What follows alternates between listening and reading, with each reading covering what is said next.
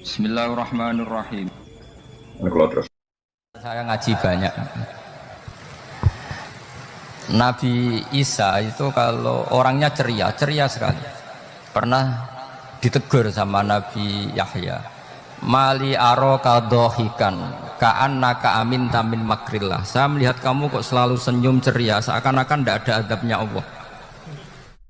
Terus Nabi Isa balas ke Yahya, Mali aro ka'abisan ka'annaka ayista min rahmatillah. Kamu kok merengut terus, koyok ning donya ora ana rahmat.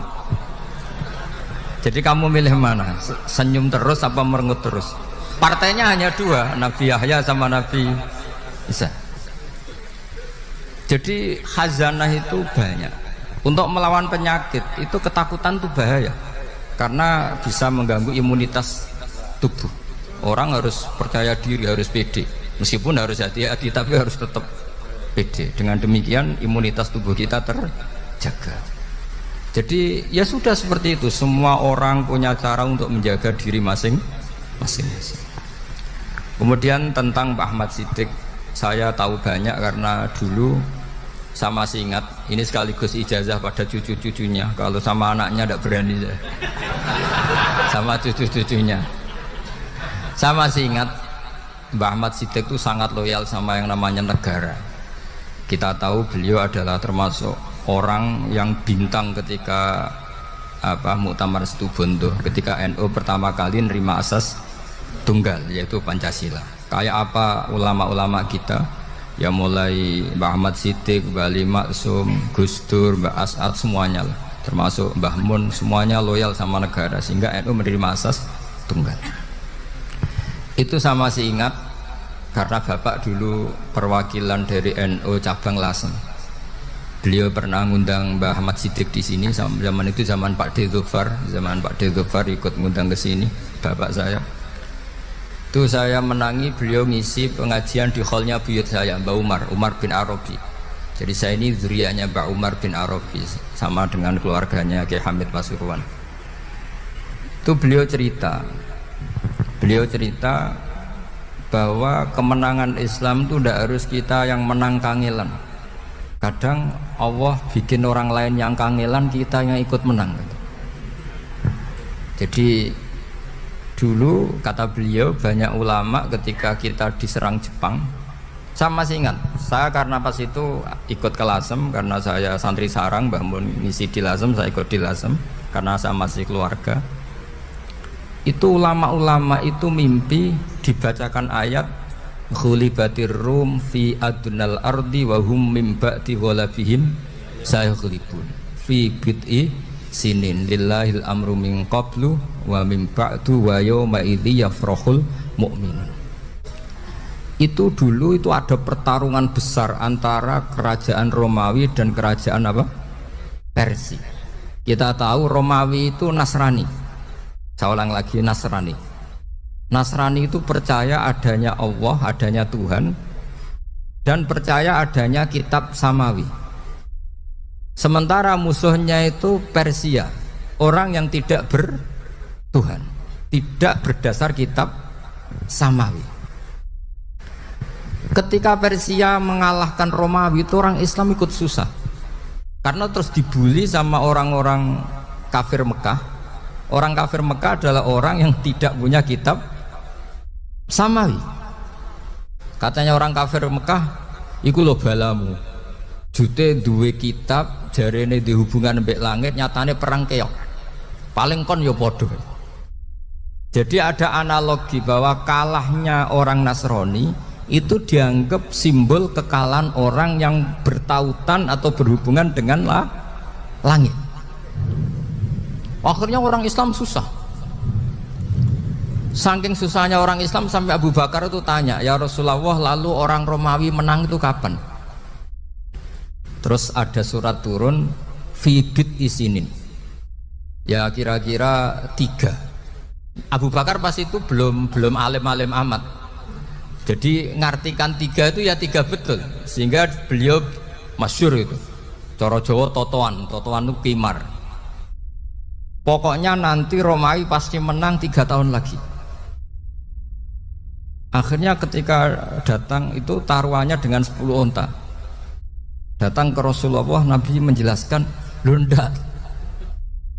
Bid'u itu mabena salas ilatis itu 3 sampai 9. Kamu jangan bilang 3. Ya sudah, taruhannya ditambah. Taruhannya ditambah sampai 100 onta.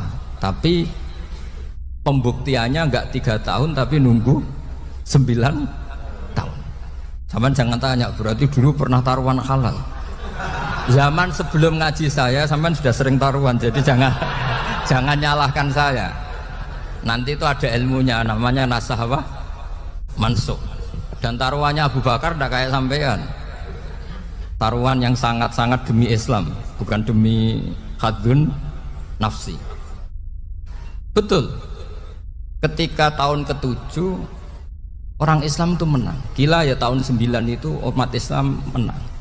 Menangnya umat Islam mengalahkan musyrik Mekah itu di Badar. Romawi mengalahkan apa? Persia. Gara-gara Romawi mengalahkan Persia itu cara berpikir orang tuh rubah. Ternyata langit itu ada, kekuatan langit itu ada. Sehingga meskipun akhirnya orang Kristen bilang ada Trinitas, terus mereka keliru dalam mengartikan Isa, tapi ada sekian nabi yang mereka sebut dan mereka hormati. Ada sekian kesamaan. Sehingga dalam Islam, saya ulang lagi, dalam Islam, andai kan disuruh milih orang komunis sama orang Nasrani, Islam tentu sama-sama kerjasama, milih sama yang Nasrani, karena ini ahli kitab. Kerjasama loh, bukan milih menjadi Nasrani. Nanti kalian salah paham, senangannya terus bully. Itu semangatnya pasti hasad ya. Nah, terus lalu relevansinya dengan Indonesia gimana? Wa yauma idzi yafrahul mu'minun. Ketika orang Romawi yang punya kitab Samawi mengalahkan Persia yang tidak punya kitab Samawi, itu orang Islam ikut bunga, ikut gembira. Itu semua kiai banyak yang mimpi seperti itu. Ini cerita Pak Ahmad Siddiq. Saya dengarin. Ternyata betul. Jepang itu nggak dikalahkan Indonesia. Jepang, Hiroshima dan Nagasaki dibom oleh apa? Sekutu. Akhirnya Jepang pulang. Pas Jepang pulang, Indonesia merdeka. Itu dulu kiai-kiai sudah nakwil bahwa menangnya Indonesia itu tidak harus mengalahkan penjajah. Pokoknya nanti penjajah ada yang ngalahkan. Jadi Indonesia, orang Islam zaman itu tidak bisa mengalahkan Persia. Yang mengalahkan itu Romawi. Tapi orang Islam ikut gembira. Itu sebenarnya wa yauma idzi yafrahul mu'minun binasrillah. Jadi orang itu cara berpikir Quran itu beda. Sehingga saya ini cerita ke cucu-cucu Mbah Siddiq karena ya nasabnya sama sampai saya, karena sama-sama sampai Mbah Sambu. Bedanya keluarga saya lewat Mbah Abdul Azim, kalau yang keluarga sini lewat namanya Mbah Yusuf. Itu saudara sama Mbah Abdul Azim, sama-sama sampai Mbah Sambu. Tapi keinginan saya tentu bukan sekedar silaturahim gagah-gagahan diceluk Gus. Celuk Gus repot. Nak ora alim ra pantes. Nak beling ra pantes. Salam templek 1.000 jaluk swarga. Tuhan, kok mentalane 1.000 jaluk. Kamu nginep di hotel 100.000 itu tidak cukup, apalagi untuk bayar apa? Surga. Itu enggak sopan sekali. 1 juta ya enggak bisa itu. 100 juta juga enggak jelas juga. Terus sampean mendingan enggak usah salam templek. Malah enggak mungkin masuk surga kalau.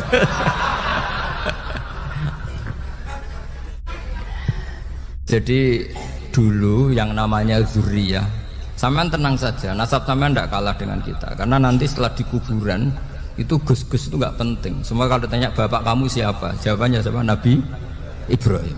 Sudah Parmin Parlan hilang semua, sudah aman pokoknya nanti. Karena kalau nanti ditanya malaikat bapak kamu siapa, jawabnya Nabi siapa? Ibrahim. Makanya saya itu pemuja Allah yang serius. Sama ya pemuja Allah, tapi kan kadang kurang alim. Saya ini pemuja Allah serius. Saya itu kalau ngaji, ya ngaji biasa belajar, itu sering nangis seneng. Misalnya saya baca tadi, Miftahul Jannah la ilaha illallah, kunci kok dikasihkan. Kita ini masuk neraka gak pantas, enggak bawa kuncinya kok masuk gitu. Harusnya kita ini masuk surga, kita kan pegang kunci surga, gak pegang kunci neraka. Maka aneh kalau kamu masuk neraka itu aneh. Coba kita pegang kunci surga apa kunci neraka? Tapi kadang teman saya neraka rano kunci ini. Karena tidak ada pintunya. Terus saya bilang, kamu kok tahu? Memangnya mau ke sana kata saya. Saya tidak punya rencana tahu neraka. Karena nanti di antara syafaatnya Quran itu orang kalau mau masuk neraka tidak jadi. Ya nggak apa-apa ya, diatur sendiri. Jadi di antara syafaatnya Quran itu orang nggak jadi masuk neraka. Jadi syafaat itu ada dua, dari neraka diangkat ke surga, dan itu bisa lama itu. Tapi kalau syafaatnya Quran itu yang belum masuk neraka supaya nggak jadi masuk neraka. Karena neraka juga punya aturan, dia juga kena aturan fikih. Jadi lo betul ini, saya ada hujan. Jadi kena konstitusi apa? Fikih. Sama tak ceritani syafaatnya Quran itu ada orang itu beling itu fasik. Itu dia hafal surat Tabarok, hafal betul. Tabarakalladzi biyadihil mulku wa huwa ala kulli syai'in qadir alladzi khalaqal mauta wal hayata. Pertanyaannya gini, boleh enggak orang menginjek surat Baqarah? Boleh enggak? Enggak. Padahal orang hafal Quran itu artinya ayat itu ada di hatinya. Fa inna wa ta'ala la yu'adzibu qalban wa al-Qur'ana. Allah tidak akan menyiksa hati yang menyimpan Quran, yang jadi flash disknya Quran, yang jadi rekaman Quran. Singkat cerita orang ini hafal. Pas ketemu Mungkar Nakir prosedur kan, ini orang fasik mau diantemin sama Mungkar Nakir. Prosedur ya, dia kan prosedur standar. Si surat Tabarok akhirnya menjelma jadi seseorang yang gagah berani. Kamu nggak boleh nyiksa orang ini. Saya ini kalamu. Kalau kamu nyiksa dia berarti nyiksa saya. Kamu berani sama kalamu. Wah ya tidak berani jadi Mungkar Nakir. Tapi orang itu nakal, harus saya gebukin. Tapi kata Quran tadi, tapi saya di situ pasti kena saya. Oh debat, nggak ada lajnahnya, ini nggak ikut. Kalau Gus Werjon ikut jadi lajnah. Kalau jadi lajnah pasti kroninan. Kalau santrinya dimenangkan nanti. Wah, akhirnya debat. Ya sudah kita ketemu Allah. Akhirnya Mungkar Nakir sama Quran tadi surat Tabarok datang sowan sama Allah. Terus kata Allah, memangnya kenapa Mungkar Nakir? Saya harus nyiksa dia karena dia fasik ya Allah. Memangnya kenapa surat Tabarok? Saya ada di situ. Menurut aturan orang tuh nggak boleh injak-injak Quran. Kalau dia nutuk saya, nutuk Quran, itu harus dikasih tahu fikihnya Mungkar Nakir. Akhirnya Allah ngendikan gini ke surat Tabarok, ya sudah terserah kamu. Kalau terserah kula Gusti, Mungkar Nakir nggak boleh nyentuh orang ini. Ya sudah selamat. Sehingga terus itu sama baca di termasuk mujizatnya surat Tabarok di tafsir Ibnu Katsir banyak. Karena tadi logikanya malaikat itu juga kena aturan fikih. Sehingga banyak ulama termasuk Said Muhammad ngendikan pertanyaan Mungkar Nakir itu tidak semua orang kena. Kalau semua orang kena nanti kalau tanya Nabi Muhammad, waman Nabi Yuka. Kacau kan jamnya. Nabi kamu siapa? Lu saya ini Nabi. Ya kan? Lah nanti kalau pas ketemu Nabi Ibrahim, waman abuka. Jadi repot kan? Makanya ada kiai yang guyon kalau ditanya, "Marob buka." Saya ini guru tauhid sembrono. Saya ini ngajar Ummul Barohin, kamu tanya marob buka. Masyhur itu keramatnya Imam Malik itu. Ada Ashabu Malik, rajulun min ashabi Malik. Beliau ditanya Mungkar Nakir marabbuka manabiuka. Imam Malik datang, ini seumur-umurnya itu ngajar tauhid. Kamu bedai itu gak sopan kamu. Dan kita berharap barokah sampean ngaji nanti itu. Yes. Malaikat itu anak sungkane itu. Jadi itu ada juga. Dan saya meskipun guyon itu serius. Bedanya orang alim sama ndak itu di situ. Kalau orang alim itu guyon itu masih bener, masih serius. Coba saya bacakan ayatnya. Ala inna auliya Allahi la khaufun alaihim wa lahum yahzanun. Terus lahumul busyra fil hayatid dunya fil akhirah. Artinya kalau mungkar nakir dengan penampilan garang gitu, berarti ada ketakutan apa enggak? Ada. Padahal ciri utama walinya Allah tidak ada ketakutan. Makanya itu termasuk dalilnya Sayyid Muhammad, tidak semua orang alami seperti itu, karena wali-wali itu la khaufun alaihim wa lahum yahzanun. Wah anak kiai mungkar nakir cok wedi wedek. Iku dreseke ora kok pertanyaan tok, nak konan santri piye? Lho isen wis kiai dihanjuti mungkar nakir. Malu gak kira-kira? Mesti pelengakan iki konan santri piye? Nak jawabannya gampang karena pernah ngajar tauhid. Makanya Sayyidina Ali ini cerita ini ada di kitab Nuri Dholam. Sama lihat di kitab Nuri Dholam karangannya Syekh Nawawi Banten. Itu Sayyidina Ali itu ya, andaikan orang biasa mungkin ya agak-agak hasut, tapi ini wali gak boleh kamu katakan hasut. Dia itu mangkal sama Umar. Orang kok setiap orang pernah dibentak, apa dia berani bentakmu karena penasaran. Bagaimana kerengnya Umar itu berlanjut enggak gitu kira-kira. Akhirnya minta, ya Allah saya minta kasyaf. Ya karena yang minta Sayyidina Ali karena mau wajah dituruti sama kasyaf. Dilihat Sayyidina Umar pas meninggal itu. Jadi hasud itu ya kadang penting asal baik. Loh betul, bahasa Kanjeng Nabi kadang la hasada illa fisnaten. Itu Nabi membahasakan ya hasad. Gus Verson saja yang nafsirkan ghobtoh itu kan. Oh itu kan gaya-gayanan sebagai ulama. Aslinya Nabi ngendikannya itu la hasada illa fisnaten. Ulama yang ganti itu namanya ghobtoh. Wong Nabi sendiri nyebut hasad kok kamu tafsiri ghobtoh. Ya hasad ya hasad. Udah, anda usah ditakwil-takwil, pokoknya gitu. Kalau sama nggak percaya nggak apa-apa. Kok gitu aja kok repot. Karena sama nggak percaya kemungkinannya dua. Satu nggak ngerti.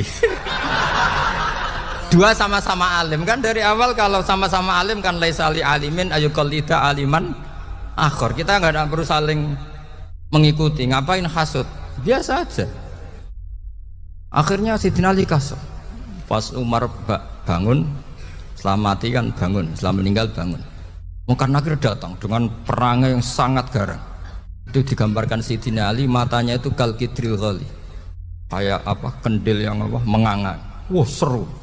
Sayyidina Ali senang, paling takut ini Umar. Senangnya bukan main, wah ini mesti takut Umar. Biasa. Ternyata enggak, Umar malah bangkit. Woi mungkar nakir ya. Kamu tahu menghadapi siapa? Itu betul. Kamu itu menghadapi temannya ahabbal khalqi ilallah. Yang diandalkan temannya bukan dia. Kamu tahu yang kamu hadapi, saya ini teman kekasihnya Allah. Jadi boleh kamu mengandalkan Mbak Virjon. Tapi nanti resikonya mungkar nakir tanya, itu Virjon siapa? Wah itu masalah kan. Makanya syaratnya wali itu harus ma'rufun fis sama. Di langit sudah populer. Makanya dulu ada orang yang saking seninya Abdul Qadir ditanya apa saja jamnya Abdul Qadir Al-Jilani itu aman karena beliau populer. Makanya program kita harus populer dulu di langit. Nah, itu nanti kalau dicatut oleh santri-santri nggak apa-apa. Kalau nggak populer nanti dicatat, itu siapa? Masalah ini. Umar itu yang dibanggakan itu, kamu tahu saya siapa? Ya tidak tahu. Saya ini temannya kekasihnya Allah. Temannya Muhammad. Iya Muhammad Rasul. Wah mikir, waduh, repot. Loh di dunia aja gitu kan, temannya presiden, temannya panglima, apalagi ini temannya Sayyidul Awalin wal Akhirin. Di dunia aja bilang temannya presiden, menteri, orang sudah takut, apalagi ini temannya Sayyidul Awalin. Yang karena terus konfirmasi sama Allah, gimana ya Allah ini ngadepi. Sebetulnya diandalkan itu temannya, bukan dia. Wah, akhirnya sama Allah dibilang, ya bu, ya sama seorang seperti itu bu yang sopan. Terus semenjak itu mungkar nakir itu nggak selalu berpenampilan seperti itu, sangat. Jadi semoga itu konsisten sampai nanti. Jadi kamu kalau ingin nggak takut munkar nakir jadi wali dulu. Karena syaratnya tadi hanya wali sing la khaufun alaihim walahum yahzanun lahumul busyra fil hayatid dunya fil akhirah. Jadi orang itu kalau ngaji itu harus khatam. Jangan semuanya kena pertanyaan. Dan kalau semuanya kena pertanyaan nanti repot. Kalau Nabi Muhammad ditanya waman Nabi juga. Nabimu siapa? Lu kan terus jadi aneh. Jadi makanya ngendikan Sayyid Muhammad semua ulama lah, nggak ada am kecuali ditaksis, kecuali sifatnya Allah. Misalnya bikulli syai'in alim, ya benar-benar bikulli syai'in. Tapi kalau am semuanya pasti ada taksis, meskipun dalam muhawarah muhadasah biasa. Misalnya contoh gampang, istri kamu baru seneng kamu, mas nang pengen apa-apa itu lapor aku, gak apa-apa mas, mesti aku seneng gak sama lapor. Iku di aku pengen wayo. Wah langsung dari apa wae. Mesti apa wae maksudnya kecuali itu gitu. Padahal kalau ngomong mas sampean ingin apa saja tak dukung. Terus sampean bilang pengen iku wayo. Kira-kira disetujui apa enggak? Sama seperti kita kalau punya teman akrab, wah senang omahku gak apa-apa, anggap ya omahmu dewe. Terus mlebu-mlebu kamar.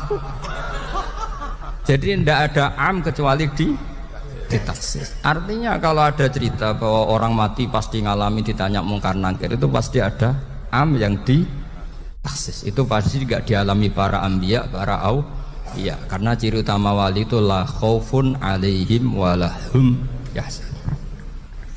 Kemudian saya yang mau cerita ya, supaya sampean bisa menghadapi dunia global ini, tak bawa tafsir Munir termasuk tadi. Kenapa orang Islam, Rasulullah SAW itu lebih senang kalau yang menang itu orang Nasrani Romawi, ketimbang yang menang itu orang Faris, dalam hal ini ateis. Karena orang ateis itu lebih ngeri. Sebetulnya beberapa penemuan sains, terutama di ilmu medis, itu orang Amerika, kayak cloning. Tapi orang Amerika itu masih dilarang oleh gereja untuk mengaplikasi. Karena nanti bayi cloning itu dipakai suku cadang. Di Amerika masih ditentang oleh fatwa-fatwa agama, baik Islam maupun Kristen. Tapi di Cina itu dipraktekkan. Karena nggak ada halangan agama. Di Cina itu biasa ada kondom diolah lagi jadi alat-alat aksesoris. Di Amerika tidak ada karena masih ada agama, masih ada larangan. Sehingga orang Islam itu lebih takut kalau yang menang itu Persia, karena terus cara berpikir ternyata Tuhan itu tidak ada, langit nggak ada perannya. Jadi ketika yang menang Nasrani masih berpikir itu pertolongan Tuhan, meskipun mungkin cara mengatakan Tuhan beda dengan kita. Tapi ada satu kesamaan bahwa kekuatan samawi itu ada. Jadi disebut ghulibatir rum fi adnal ardi wa hum min ba'di ghalabihim sahlibun. Di sini diterangkan oleh Syekh Nawawi supaya kamu tidak salah paham. Sebetulnya kamu katakan misalnya wah itu paham liberal, sebenarnya saya tidak tersiksa. Cuma takut yang mengatakan seperti itu cek goblokir atau ngaji gitu. Itu aja masalah saya. Ini saya baca ini karangannya Syekh Nawawi, karena tadi kata Mbak Firjon ngaji itu harus sama orang yang bersanad. Saya ini kalah sama beliau itu berkali-kali. Secara nasab saya harus manggil Mbah. Secara silsilah ilmu saya juga kalah lagi. Saya sering disewani sama cucu-cucu Syekhona Khalil. Kiai Siddiq itu termasuk murid dekat beliau Syekhona Khalil. Kalau itu berarti kan Gus Firjon, Ahmad, terus Mbah Siddiq ngaji Syekhona Khalil. Syekhona Khalil itu pernah ngaji langsung sama Sayyid Zaini Tahlan. Berarti beliau dari Sayyid Zaini Tahlan itu baru generasi kelima. Sementara saya itu sudah ke-7 atau ke-6. Saya, Mbah Mun, Mbah Karim misalnya, Mbah Hashim, Mbah Mahfud Termas, Sayyid Abi Bakar Sato, yang arangnya Anatul Tolibin, baru Sayyid Zaini Tahlan. Berarti saya ke-7, kalah lagi. Tapi untuk jadi wali biasanya cepat saya. Karena syaratnya jadi mbah itu ngalah demi putu. Jadi kalau beliau ngotot, saya dulu Gusti, saya mbahnya, wah itu mbah yang nggak baik. Pasti jatahnya dikasihkan apa? Cucunya dulu. Makanya Abdul Muthalib itu orang yang dapat wangsit, tapi yang jadi nabi itu cucunya. Jadi dalil saya banyak. Sebenarnya Abdul Muthalib itu sudah sering dapat wangsit. Karena saya bahasakan wahyu, Nabi yang protes, enggak nabi kok dapat wahyu. Tapi sebetulnya Abdul Muthalib itu masyhur.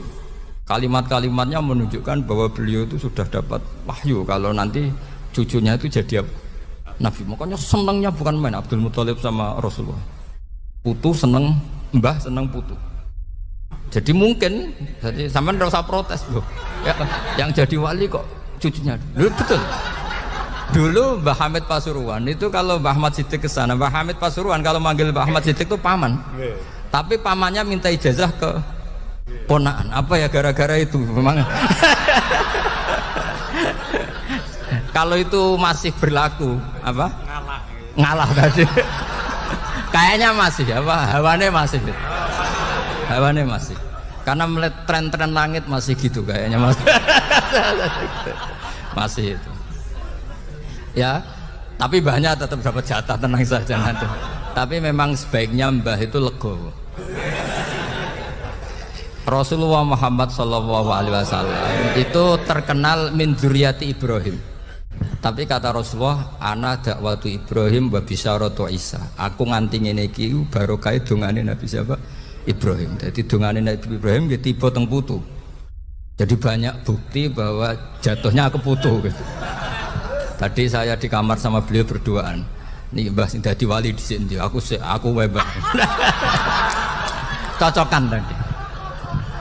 Nah, kenapa saya akhir-akhir ini gulirkan daftar wali? Kenapa? Saya ini resah ya, orang sudah ingin dicintai pejabat, dicintai tetangga, dicintai teman. Tapi kadang-kadang orang lupa lagi dicintai apa. Makanya saya meskipun guyon, tapi ini amdan, bukan sahwan. Supaya orang punya cita-cita lagi jadi wali, ingin dicintai Allah.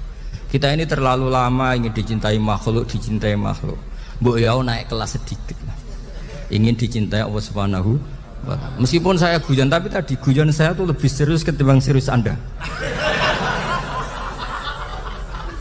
Karena tak pikir. Saya tuh kalau pergi itu seneng ngebis, bukan karena saya tidak punya mobil, tapi saya sering mau butuh itu supaya nggak diganggu. Karena saya tuh harus punya waktu sendiri. Kalau bis kan ketemu orang nggak kenal, tapi sekarang ya agak susah, banyak yang kenal. Dan susahnya lagi nggak minta ijazah, minta foto. Aduh. Repot tuh. Mau dibenci itu umatnya Rasulullah Shallallahu Alaihi Wasallam. Mau disetujui itu sanatnya mana? Kalau ketemu orang alim minta apa? Foto. Itu nggak ada sanatnya. Nggak tahu saya itu madzhab dari mana itu. Ya madzhab milenial yang jelas itu kan. Ini tak baca ya biar dapat, karena ini kenangan saya sama Mbak Ahmad Siddiq. Saya masih ingat betul beliau ngisi hallnya Mbak Abdullah bin Umar, berarti abahnya Mbak Hamid. Karena mbah saya itu Fatimah binti Khalid bin Umar. Kalau Mbak Hamid itu Hamid bin Abdullah bin Umar. Itu saya masih ingat betul zaman itu Mbak Hamid setiap hall di Lasem itu rawuh dan saya derek mbah saya. Karena masih misanan datang ke Lasem, itu beliau pas itu ngisi sama Mbah Mun. Mbah Mun masih muda, Ki Ahmad Siddiq sepuh senior. Itu beliau cerita bahwa dulu ketika Indonesia dijajah Jepang itu para kiai mimpi dibacakan ayat khulibatir rum fi adnal ardi wa hum mim ba'di walabihim salim. Terus ada kiai yang tanya takwilannya gimana? Ya nanti Jepang pulang bukan karena kita yang mengalahkan, tapi Jepang ada yang mengalahkan sendiri meskipun tidak kita. Kayak dulu Faris tidak dikalahkan Islam tapi dikalahkan Romawi, tapi yang senang umat Islam. Wa yauma idzi yafrahul mu'min. Itu luar biasa ulama-ulama kita. Delalah kejadiannya Indonesia seperti itu. Yaitu kita tidak mengalahkan Jepang, tapi Jepang pulang sendiri karena dikalahkan apa? Sekutu. Ya ini saya baca. Ini tidak usah dicek bacanya bener apa enggak, sudah aman apa aman. Karena kalau saya salah itu ya sengaja. Artinya ya sengaja, ya biasa maksudnya. Saya kemarin ngisi di Pondok Peloso, di Pondok Al Munawir Jogja. Salah itu ada dua, ada salah yang memang benar-benar salah, itu nggak apa-apa, bisa dimakfu, karena mesti saking wong goblok salah yang terus itu. Ada salah bawaan ilmu, itu repot tuh dadaninya. Karena misalnya kita yang biasa belajar qiraah safah wayah sibuhu, mesti diulang lagi wayah sabuhu. Karena qiraahnya Imam Asim itu hasibah sabu bifathis sin. Sementara kita kalau ngaji kitab kulino yahsib. Sehingga kita yang biasa belajar safah itu kalau baca kitab itu kayak orang bingung. Kadang-kadang yang ngaji juga bingung. Gus Pak mocok di bulan pelin. Ya tepat-tepatan. Ada yang mengatakan Gus Pak bingung, ada yang mengatakan Gus Pak alim alam. Ya tepat-tepatan nasib tadi. Karena memang ya safah memang seperti itu. Misalnya kufuan. Kufuan itu Imam Asim baca kufuan. Tapi beliau punya murid namanya Syu'bah. Itu kalau baca kuf'an. Makanya kita itu, ini kan khataman Quran ya, jadi saya menyinggung sedikit tentang qiraah safah. Tadi beliau juga sudah tak kasih kitab saya Hifdzuna Lihadal Mushaf. Sama tak ajari latihan safah, memang angel ya. Makanya yang nggak bisa itu wong pinter, sudah tahu angel ya nggak usah diteruskan kan. Orang menghindari barang angel itu pinter apa goblok? Pinter. Berarti wong goblok pinter. Saya tuh makanya sama orang goblok tuh respect. Jadi orang alim tuh angel apa gampang?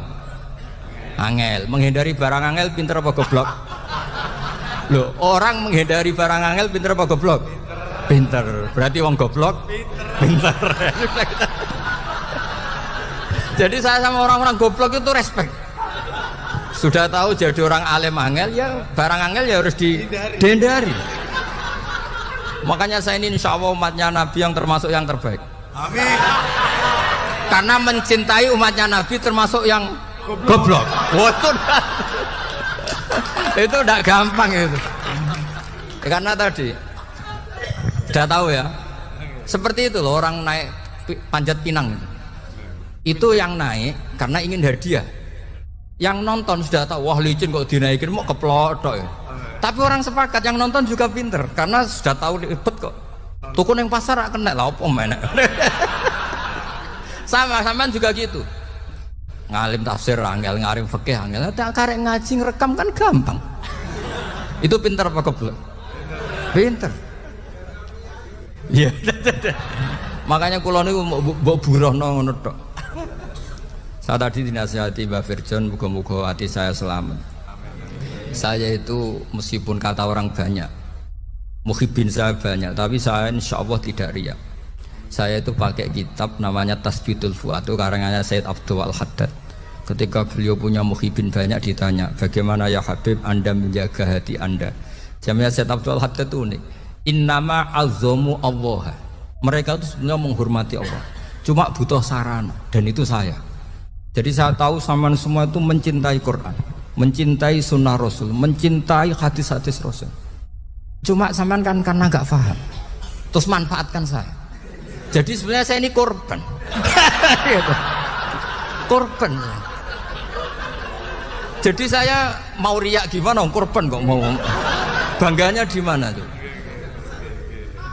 Coba sampean misalnya ngaji tafsir, belajar sendiri kan susah. Terkibnya susah, maknanya susah, bahkan beli kitabnya kadang tidak kuat. Loh, untuk jadi alim tafsir itu kan harus beli kitab. Loh, saya sering belajar kitab itu jutaan. Tafsir Tobari, saya pernah beli kitab Fakhrur Razi itu berapa coba? 27 jilid. Karangannya Fakhrur, belum karangannya ulama modern, Imam Sa'rawi. Itu berapa jilid? Itu jutaan. Saya kemarin juga dihadiahi kitab Pak Quraish Shihab namanya Faidul Bari fi Syarhil Bukhari. Pak Quraish Shihab yang terkenal. Dia sering diskusi sama saya. Saya ngasih hadiah beliau ngasih hadiah saya. Oh itu harganya nggak kuat. Tidak kuat kadang di Indonesia nggak ada coba. Dan sampean orang hebat menghindari kesulitan itu. Nah, kesulitan itu Gus Bak ngaji ikut, kalau nggak paham dirukokno rekamannya sudah gitu. Pinter mana sampean sama saya? Pinter sampean kan? Bikin sosis susah, beli aja kok repot kan. Nah, makanya nggak boleh orang bilang, wah aku goblok reso tafsir aku wong pinter. Makanya nanti kalau saya ketemu Nabi tidak termasuk orang yang mentahkir orang Islam. kafa bil mari isman ayah kira akhahul muslim. Jadi cukup orang itu dosa kalau menyepelekan orang Islam, termasuk darani sampean goblok itu dosa. Caranya enggak darani goblok ya tadi di logika tadi. Alim iku angel. Ngendari angel iku pinter. Berarti wong bodoh pinter ya sudah gitu. Tapi tetap bodoh. Tapi ini satu cara untuk saya respect gitu. Coba orang yang ngaji tafsir saya banyak, mungkin ribuan. Itu sebetulnya mencintai Quran. Karena Quran adalah kitab suci yang panduannya umat Islam. Sangat mencintai Quran. Terus kemudian mereka nggak paham. Terus mencari orang yang memahamkan. Burohno lah cara Jawane. Terus keren saya itu di mana coba? Lah terus mereka kurang ajarnya gini, kalau paham itu ya alhamdulillah paham. Kowe nak ngaji Gus Bae ngono tok. Tapi nek ora paham, ora nyalano akal ya. Mari Gus Bae nerangno cepet, mulane gak paham. Ora kok nyalano uteke sing lelet tuh. Oh kan masyaallah naudzubillah tenan. Sebetulnya tingkat kurang ajarnya tinggi Gus sebenarnya. Jadi kalau nggak paham itu kadang nggak nyalahno uteke. Kayak mau misalnya, mau mari mikir aja jelas. Padahal misalnya jelas orang mesti paham bodoh. Paham ya? Jadi kata Sayyid Abdul Haddad, innama azzamu Allah. Sebenarnya mereka itu sangat menghormati Allah. Makanya kita nggak perlu mengatakan wasilah itu kafir, nggak akan. Karena orang tawasul sama Rasulullah itu ingin dapat ridhonya Allah lewat orang yang dicintai Allah. Kita mencintai wali sebenarnya, wah itu kekasih Allah. Kita mencintai itu karena mencintai Allah. Sama seperti gini, kamu mencintai kangkung apa enggak? Sebenarnya sama sekali enggak. Tapi kamu ingin sehat, ada asupan gizi. Kamu ingin tubuh kamu sehat, butuh asupan gizi. Kemudian kamu makan kangkung. Apa terus kamu cinta kangkung? Kan enggak. Cinta kesehatan kamu sama. Orang yang mencintai saya sebenarnya ingin kepuasan rohani. Saya kan termasuk kiai yang torekonya gampang. Ini swarga kan akhirnya penggemarnya banyak. Coba kalau kamu neraka. Wah, jadi sebetulnya Anda mencintai kepuasan Anda sendiri. Nah saya ini korban. Makanya untuk masuk surga cepat saya. Korban itu cepat. Da'watul mazlum la turaddu kan gitu. Laisa bainahu wa bainallah hijab. Jadi saya kalau donga langsung seret langit. Karena mazlum. Saya sinau tafsir, coba sampean bayangkan ada tafsir itu sudah 27 jilid. Sekarang Fakhrul Razi itu bulatnya bukan main. Karena dia ahli filsafat. Bulatnya Masya Allah. Sudah gitu sinau Jalalain kadang dikomen oleh Sawi. Sudah kita percaya Jalalain jebule dibuli Sawi. Percaya Sawi dikandani, oh iku Maliki rasofi. Oh ribet. Sudah gitu sinau Qurtubi, sinau tafsir Tabari itu susahnya. Belinya susah, belajarnya susah. Padahal saya punya keluarga, punya istri, punya anak. Bayangkan kalau istri saya rewel kayak istri sampean. Oh itu. Tapi alhamdulillah enggak. Sama sekali enggak. Allah sudah milihkan, wah ini bahaya kalau punya istri rewel. Imam Sibawai itu kitabnya banyak, tapi yang terbukukan hanya kitab Sibawai. Karena beliau kalau sudah belajar lupa istri. Hanya pas beliau di pasar, kitabnya dibakar semua sama istrinya. Karena dianggap saingannya. Ternyata yang dicerai tidak kitabnya, malah istrinya. Itu Imam siapa? Sibawai. Tapi alhamdulillah kitab saya nggak terbakar, aman. Saya teruskan ya. Jadi untuk menjaga ria dilatih innama azzamu Allah. Sebenarnya mereka itu menghormati Allah. Sehingga wasail-wasail itu sebenarnya nggak pernah jadi subjek pelaku utama enggak. Tetap Allah. Sebab itu kata Sayyid Muhammad, kamu kok mengatakan wasilah itu kafir itu gimana? Ketika innallaha qad ba'atsa lakum taluta malika. Talut itu ya manusia. PD-nya itu apa? Inna ayata mulkihi ayyatiyakumud tabut fihi sakinatum mir rabbikum wa baqiyatum mimma taraka alu Musa wa alu Haruna tahmiluhul malaika. Jadi beliau pede itu kalau bawa sunduk semacam peti sakti, sing di situ ada baqiyatum mimma taraka alu Musa wa alu Haruna tahmiluhul malaika. Ya kayak semacam jimat ya. Tapi saya bukan mensyariatkan jimat enggak, karena nanti banyak penjual yang pembohong juga gitu loh. Cuma cerita, kamu tidak usah mengatakan kafir. Dulu Tolut PD-nya kalau bawa sunduk semacam peti kesaktian yang di situ ada baqiyatum mimma taraka alu Musa wa alu Harun tahmiluhul malaika. Sehingga Khalid bin Walid meskipun beliau sahabat dan menyaksikan wajah Rasulullah sallallahu alaihi wasallam, itu bawa sya'aratun min sya'aratihi Rasulullah sallallahu alaihi wasallam, bawa rambutnya Nabi. Perang kemana-mana itu diletakkan di pecinya. Nanti sama tanya lagi, masa pakai peci Khalid bin Walid ini? Wah panjang, sampean itu repot. Sampean tak warai ngaji usul fikih. Usul fikih itu kalau ngaji itu ada istilah tangkihul manat. Ini mesti wilayah yang kita bisa berdebat sama Mbah Firjon. Dulu itu musuh saya karena saya mewakili Anwar, beliau mewakili Peloso. Tapi tahu-tahu kalah tua terus saya mengundurkan diri.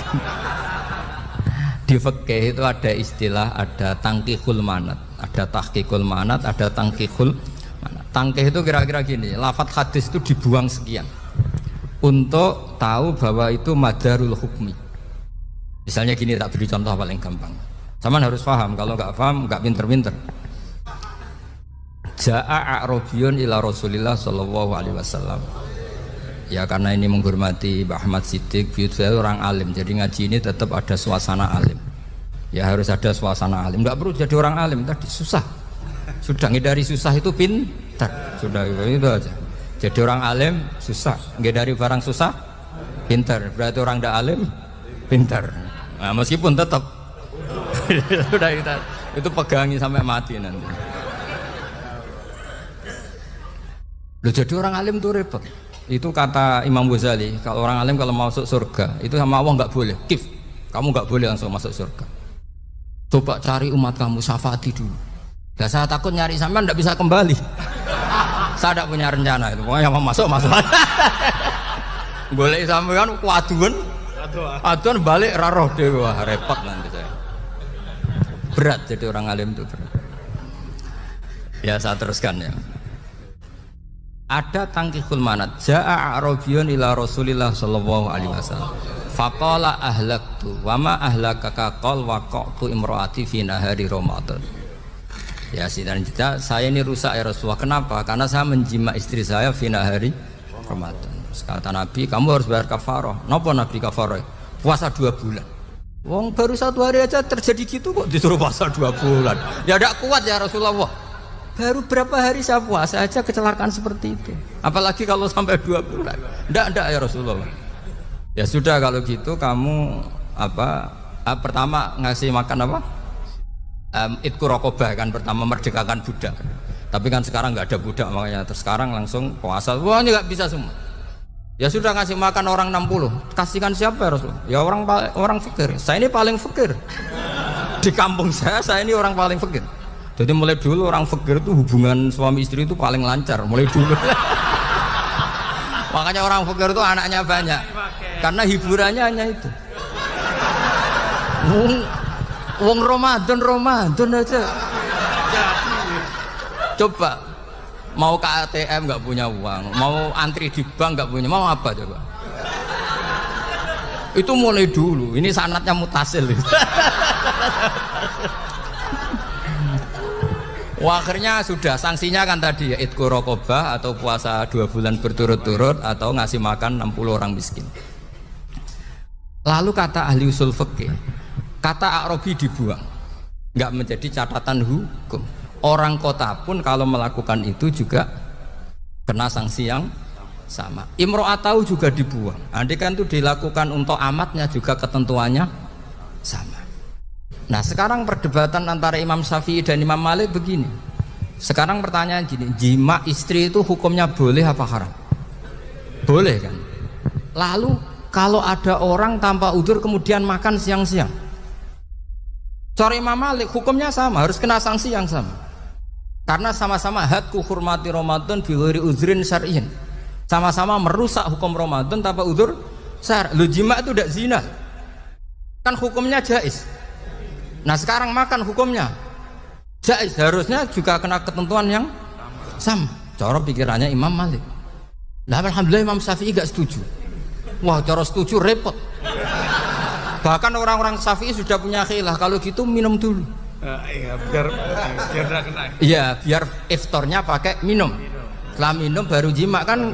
Iya. Ini sudah menyiapkan khilafnya. ini khas Syafi'i ini, bongsong rekayasa hukum. Nanti bisa belajar jauh cara ngakali hukum. Makanya guyonan yang masyhur Gus Dur itu gitu. Ada seorang kiai atau Gus lah, ya punya salah, namanya manusia akan punya salah, entah cangkruk entah apa, pokoknya punya salah. Ada wartawan yang ngiranya semua kiai itu orang suci, sehingga tanya sama Gus Dur, Gus itu ada kiai kok, ya pokoknya salah lah, gitu. Tapi jangan bayangkan dosa besar, enggak, kecil-kecil aja. Itu gimana itu? Padahal kiai kan orang suci. Jawabnya Gus Dur lucu. Ya justru yang boleh salah itu para kiai, kalau kamu nggak boleh. Loh kok bisa Gus? Karena mereka tahu caranya tobat. Repot. Kalau kamu nggak tahu caranya, sama pelanggaran hukum itu ya harus pakar-pakar hukum. Itu yang tahu caranya rekayasa. Kalau kamu ya kena pasal kan ya. Jadi kamu jangan niru saya ini punya sekian cara untuk nah, itu namanya khilah. Makanya kata Sayyid Muhammad, kamu tidak usah anti khilah, karena Abu Hanifah itu membolehkan khilah, kitabul khiyal. Yang penting kamu soleh dulu, setelah soleh nanti Allah maklumi. Soleh dulu, syaratnya soleh dulu. Kalau tidak soleh jangan. Contohnya gini, ada orang mau puasa lemes sekali, mau makan, gampang. Kalau langsung makan kan kayak hadku hormati Ramadan biwari udrin sarian. Aku langsung mau Jembera sowan Mbah Firjon. Sudah status saya apa? Musafir. Ya sudah, berangkat aja sampai Tuban makan.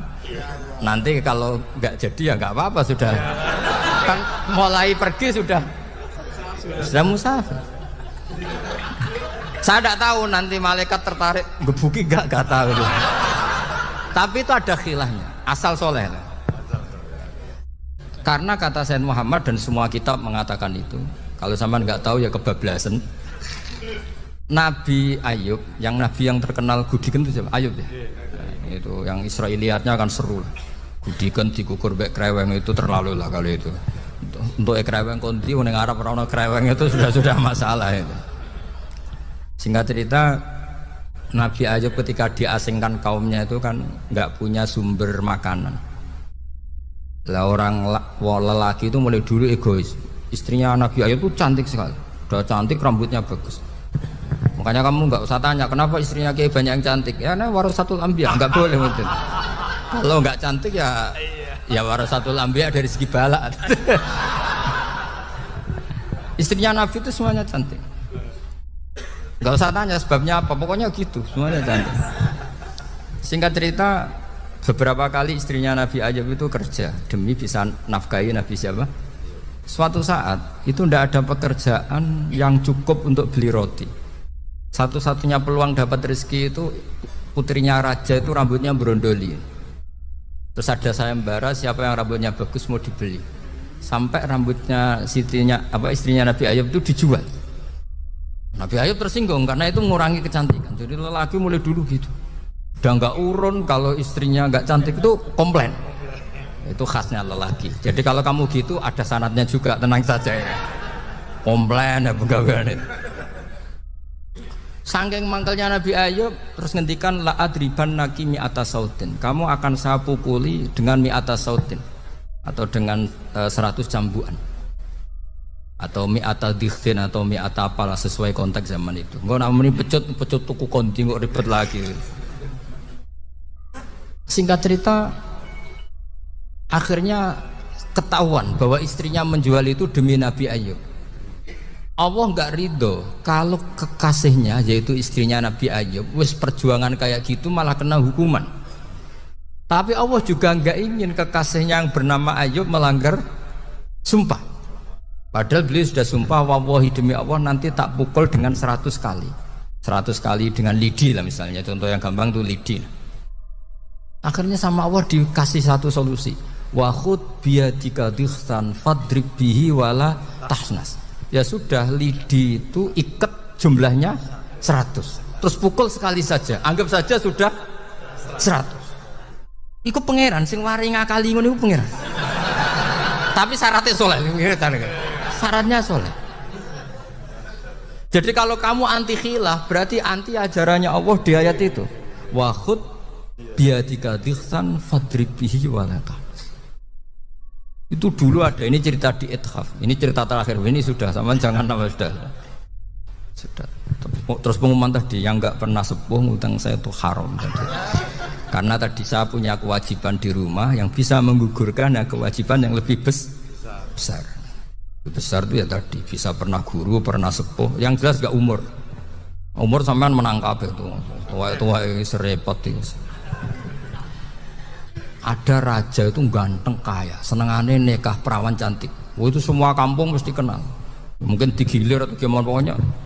Suatu saat ada pemuda suka sama perempuan yang di kampungnya, cantik sekali. Kemudian pemuda ini ternyata pekerja di kerajaan itu.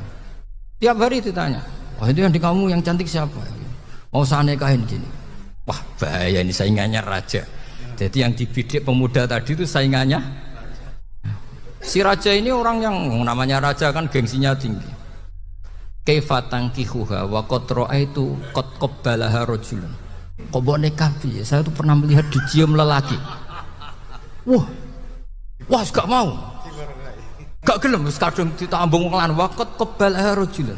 Saya pernah melihat sendiri qabbalaha rajulun, dicium oleh lelaki. Sudah gak minat raja langsung gak keren. Suatu saat pemuda tadi nikahi perempuan itu. Rajanya marah-marah. Kamu laki gak punya harga diri gini. Gak punya selera, gak punya harga diri. Sudah pernah dicium orang kok tetap dinikah. Terus bilang ke rajanya, ta'rif manir rajul, lelaki itu siapa? Abuha. Kamu tahu lelaki itu siapa? Sopo? Abuha. Bapaknya. Saya kan hanya bilang rajulun. Pernah dicium lelaki. Lah pikirannya raja lelaki kue-kue ngene iki. Tapi butuhe canom mau raja ben gak sida. Itu aja tuh. Baru kayak digulirkan gitu waqat qabbalah rajulun. Wah enggak mau. Setelah itu suatu saat pegawainya tadi nikahi perempuan. Kamu gak punya harga diri gini. Kamu tahu manir rajul Bapak Abu. Wah nak ngono aku gak apa-apa. Lah monggo sakniki wis bojo kula. Ora trimo wis diambung wis macem-macem. Lah itu namanya khilah. Apa? Khilah. Kalau di Balawa disebut tauriyah atau apa. Tapi saya tidak ngajari sampean seperti itu. Sudah pinter sebelum saya ajarin. Bangsa ngakali kan sudah pinter. Ya ini terakhir tak baca Arabnya saja nanti. Bismillahirrahmanirrahim. Biar dapat barokahnya Syekh Nawawi juga barokahnya guru-guru. Bismillahirrahmanirrahim. Wasababu nuzuli hadil ayati annahu kana baina farisa war rumi qitalun wa kana al musyrikuna yawadduna antaghliba farisu ar-ruma li anna farisa kanu majusiyan ummiyin wal muslimuna yawadduna